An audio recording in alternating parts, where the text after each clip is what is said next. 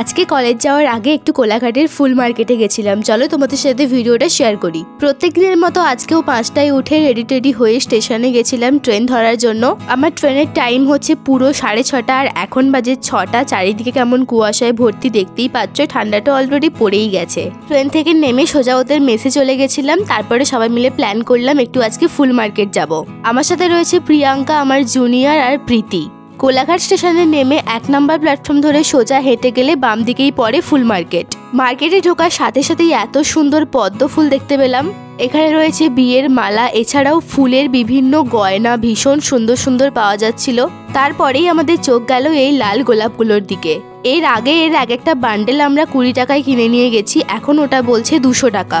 Wedding season বলে দামটা অনেকটাই বেশি, তাই লুজ কয়েকটা ফুল কিনে মেসে চলে এসেছিলাম। দেন মা রান্না করে দিয়েছিল মাছের ঝোল আর একটা তরকারি। খেয়ে দিয়ে কলেজ চলে গেলাম।